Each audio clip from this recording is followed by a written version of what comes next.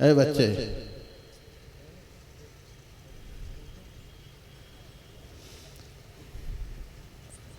अभी सर्वप्रथम गुरु महाराज के नियम के अनुसार श्री रामचरितमानस का पाठ करके आप लोगों को सुनाया गया है। प्रसंग है उत्तरकांड का, संवाद है काक भूषण और गरुड़ जी का। और शायद इस पंडाल में बैठे हुए सत्संगी भाई बहन किसी भी मंच पर से इस प्रसंग को नहीं सुने होंगे, यह पाठ ही नहीं सुने होंगे। यहाँ तो दो चार विषय ही इतने प्रमुख बन चुके हैं। बड़े भाग मानस तन पावा, कही विद्या स्तुति करम तुम्हारी, मज्जन फल देखिए तत्काला। ये दो चार जो घिसे पिटे हैं, बस कई एक जगह से अलग अलग प्रसंग को सुनाते हुए जब मैं भवानीपुर आया तब मेरे मन में हुआ यहाँ क्या सुनाऊं। सब जगह के लिए मेरा विषय अलग अलग होता है। तो भवानीपुर के बहुत पुराने और बहुत प्यारे मजे मजाए हुए सत्संगी के लिए, क्योंकि यहाँ के पुराने मजे मजाए हुए गुरु महाराज के समय के सत्संगी हैं और ऐसे सत्संगी ही इस विषय को समझ पाएंगे। नहीं तो खिचड़ी फरो सत्संगी के तो खोपड़ी से ये बातें ऊपर ही ऊपर उड़ जाएंगी। जो बच्चे को ला करके बांसुरी और गुब्बारे लिए बैठे हुए हैं, उनके तो सिर से ऊपर बात निकल जाएगी। प्रसंग ही बड़ा विकट है। सुनहु तात यह अकथ कहानी, समझत बने न जाय बखानी। अब काकभूषण जी महाराज गरुड़ को ऐसी कहानी सुनाने के लिए जा रहे हैं जो कहानी समझने तो आती है लेकिन वर्णन करने में नहीं आती, बोलने में नहीं। आदमी इस कहानी को अंदर ही अंदर समझ सकता है और बोल नहीं पाता है। ऐसी कहानी सुनो तात अकथ कहानी।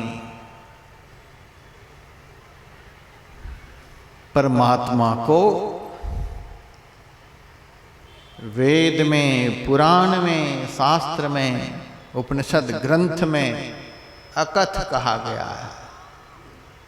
हमारे गुरुदेव ने भी अकथ ही कहा।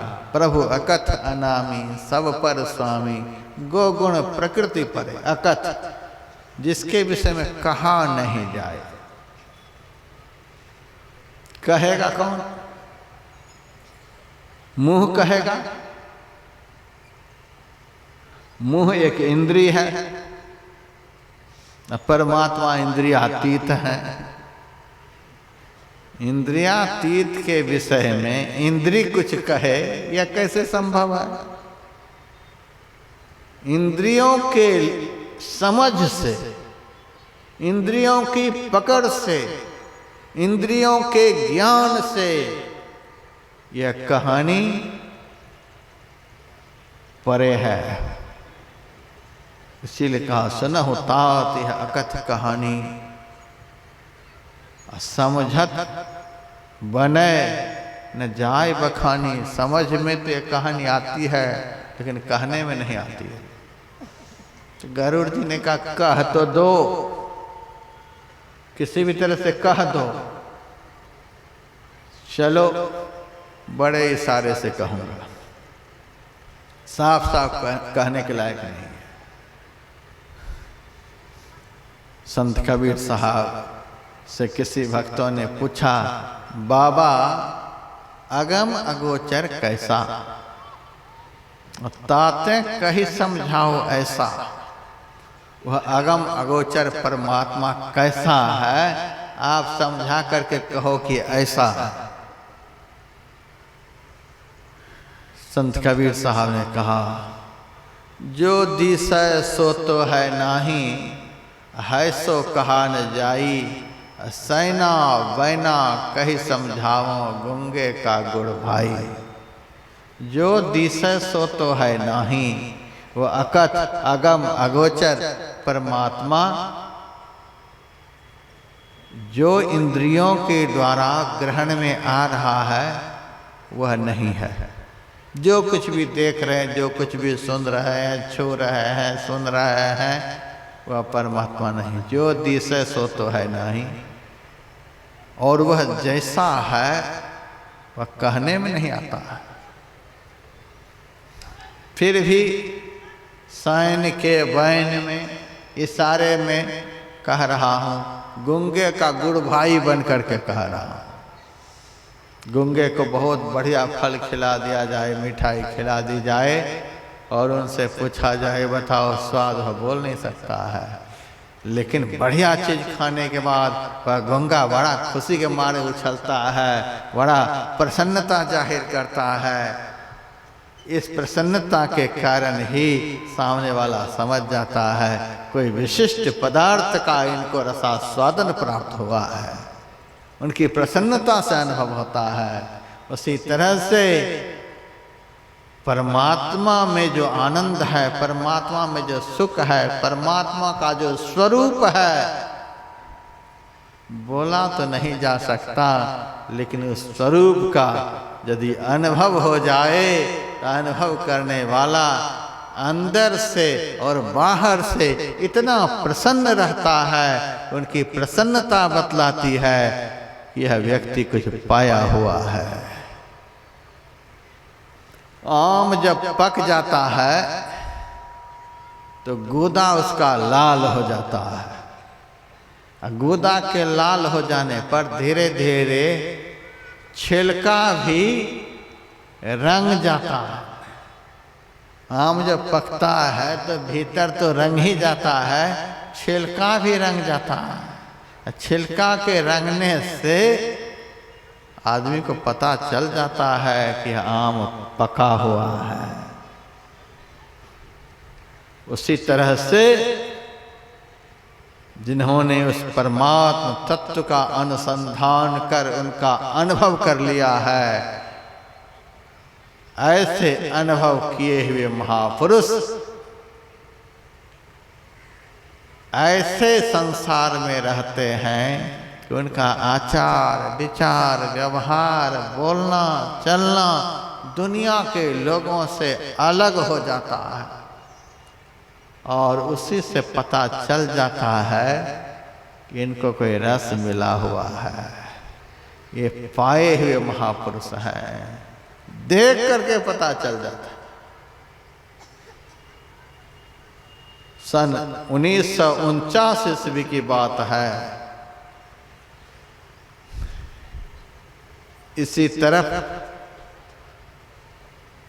एक गांव जिसका नाम डोभा गांव, और डोभा गांव में अखिल भारतीय का महाधिवेशन हुआ था। लाखों सत्संगी भाई बहन उस सत्संग में पधारे थे। उस आयोजन में एक बहुत बड़े मनीषी भिक्षु जगदीश काश्यप भी पधारे थे। 18 भाषा के विद्वान। पंडित जवाहरलाल नेहरू भी बौद्ध देशों में उनको साथ लेकर के जाते थे। 4000 पृष्ठों में उन्होंने त्रिपिटक का अनुवाद किया। इतने बड़े विद्वान महात्यागी महाभिक्षु पधारे थे। हमारे गुरुदेव पहुँचे हुए संत होने पर भी सबका बहुत आदर करते थे। भिक्षु जगदीश काश्यप का बड़ा आदर किया और उनको ठहरने की अपने से भी बढ़िया व्यवस्था कराई। भोजन पानी करके वे रात्रि विश्राम करने लगे। उस वक्त महाधिवेशन में 2:45 बजे ध्यान की घंटी बजती थी, वार्निंग घंटी, और 3 बजे फाइनल घंटी। हमारे सत्संगी भाई बहन तो ऐसे, इनको घंटी क्या है, घंटी बजने से पहले से ही नहा धो करके बहुत सत्संगी भाई बहन चादर ओढ़ ओढ़ करके ध्यान में बैठ गए। लाखों सत्संगी पूरे पंडाल में ध्यान मग्न है। भिक्षु जगदीश काश्यप घंटी सुन करके जगे, बाहर निकले, पंडाल की तरफ गए। वे तो अचंभित रह गए। हे भगवान, आज तक मैंने ऐसी सभा जीवन में कहीं नहीं देखी, जिस सभा में इस ब्रह्म मुहूर्त में लाखों लोग बैठ करके एक साथ ध्यान कर रहे हैं। उस दिन को आज के दिन में हम लोगों को मिलाना है। केवल हम जयकारा से खुश होने वाले महात्मा नहीं। जयकारा बोल दिए और हम खुश हो गए। हम खुश होंगे तब जब वो 49 ईस्वी का दृश्य उन्हीं 2022 में हमें दिखलाई देगा। वह आज भी दिखलाई देना चाहिए, तब संत मत अमर हो जाएगा। नहीं तो जयकारा बोलते रहिए और 5 बजे से पहले उठिए नहीं। मैं नहीं खुश होने वाला। देखा, दंग रह गया। अब उसके मन में हुआ, एक ऐसे महात्मा है कि इनके अनुयायी लाखों की संख्या में बैठकर एक साथ ध्यान करते हैं।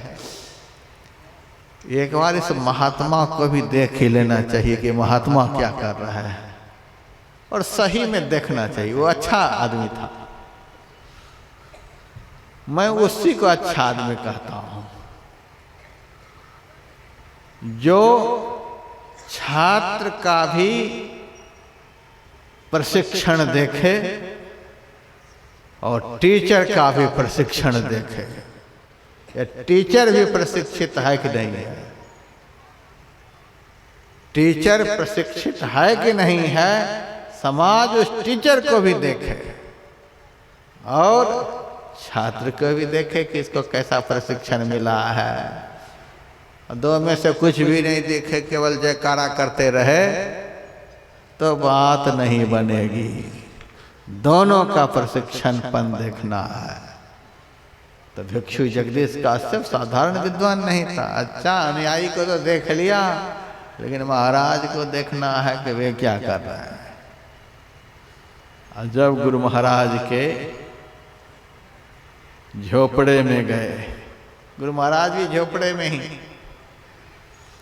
और कोई खिड़की की बारी नहीं।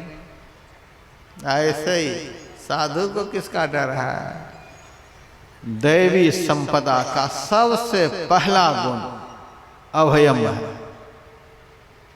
जिनके पास दैवी संपदा होगी, दैवी संपदा से संपन्न जो महापुरुष होंगे, उनका सबसे पहला लक्षण यह होगा कि वह निर्भय होगा,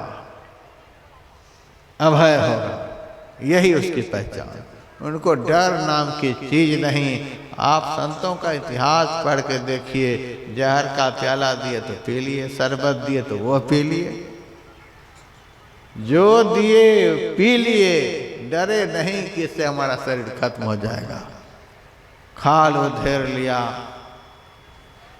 फांसी पर चढ़ा दिया, क्रॉस पर लटका दिया, आग में झोंक दिया, हाथ पैर काट लिया, खौलते हुए तेल में डाल दिया, पत्थर से नाव भर करके नाव को पानी में उलट दिया,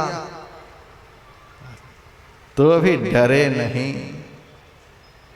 डरे नहीं, संत डरते नहीं, निर्भय होते। खिड़की की बारी क्या है? गुरु महाराज निर्द्वंद कुटिया में रहते थे। आए कुटिया की तरफ और झांक करके देखने लगे कि महाराज जी क्या कर रहे हैं। तो मसहरी के अंदर गुरु महाराज भी ध्यान में मग्न है। गुरु महाराज ध्यान में मग्न है। गुरु महाराज को ध्यान में मग्न हुए देख करके ही भिक्षु जगदीश काश्यप इतने प्रभावित हुए। प्रवचन नहीं सुने थे अब तक। बिना आचरण का जो प्रवचन होता है वह कुछ क्षण के लिए मनोरंजन के रूप में समाज को प्रभावित तो करता है, लेकिन प्रकाशित नहीं कर सकता।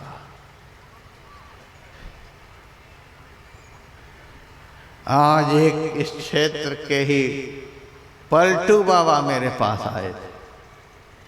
पलटू बाबा मेरे से ही दीक्षा लिए हुए हैं, मेरे से। और कहने लगे कि बाबा मेरे पास भी बहुत लोग सत्संग में आते हैं और फूल माला लेकर के आते हैं कि दीक्षा बता दीजिए, दीक्षा का आदेश लेने के लिए। हमें तो मुख्यमंत्री बनना नहीं है कि एक एमएलए खड़ा कर लूं। आजकल तो एमएलए बनने की बात हो रही है। एक को गिरवा दे दो, एक एमएलए हमारा हो गया।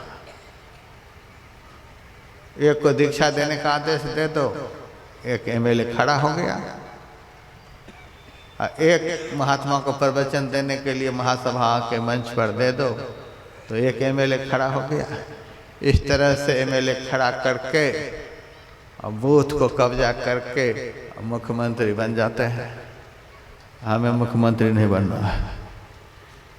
हम तो कसौटी करते हैं, ध्यान भजन करते हैं।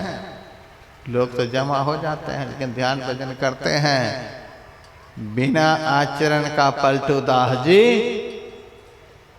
कोड़ा भाषण समाज को निर्भ्रांत नहीं बना सकता, मनोरंजन का संसाधन बन सकता है, दुख भंजन का काम नहीं कर सकता। इसीलिए आइए हरिद्वार, फिर बात करेंगे। वापस कर दिया। गुरु महाराज का प्रवचन भिक्षु जगदीश काश्यप नहीं सुने थे, ध्यान करते हुए देखे। और ऐसे आंख बंद करके आप बैठ जाएंगे तो ऐसे ध्यान की मुद्रा में बैठने मात्र से कुछ क्षण के लिए तो लोगों को लगेगा कि बड़ा ध्यानी बाबा है, लेकिन टिकाऊ श्रद्धा नहीं होगी। जब ध्यान की अवस्था में होंगे, भीतर में ध्यान लग भी गया है, भीतर में ध्यान लगा हुआ है, आंखें बंद हैं, तो ध्यान में जिनका मन लगा हुआ है, ऐसे लगे हुए मन वाले को जब कोई देखता है तो देखते ही उसका दिल बदल जाता है। ध्यान में मन बदल जाता है, विचार बदल जाता है, बुद्धि बदल जाती है, स्वभाव बदल जाता है। क्या बात करते हैं, दिन रात ध्यान ध्यान ध्यान, अब बदले कुछ भी नहीं। आप केवल आंख बंद करके बैठे हैं। यदि ध्यान बनेगा तो आपके सारे मलिन विचार परिशुद्ध हो जाएंगे, आपका सब कुछ बदल जाएगा, आप पहले जैसे नहीं रह जाएंगे। और जिसका सब कुछ बदल जाएगा वही दूसरे को भी बदल सकता है। अपने को बदले बगैर दूसरे को नहीं बदल सकता। आज राम राज्य की कल्पना लोग करते हैं। राम का राज्य ऐसा वैसा राज्य था। सुखदेव जी महाराज ने परीक्षित से कहा था राम के विषय में, एक पत्नी व्रत धरो। भगवान राम कैसे थे? एक पत्नी व्रतधारी थे। राजर्षि चरितः शुचि, राजा होते हुए भी ऋषियों के जैसा उनका पवित्र चरित्र था। स्वधर्मं गृह मेधियं शिक्षयन स्वयमाचरेत्। और भगवान राम उसी ज्ञान का, उसी धर्म का उपदेश करते थे जिस धर्म का वे स्वयं आचरण करते थे। जिस धर्म का वे आचरण करते थे उसी धर्म का वे उपदेश करते थे। इसीलिए राम राज्य के जैसा दूसरा कोई राज्य हो नहीं सकता है।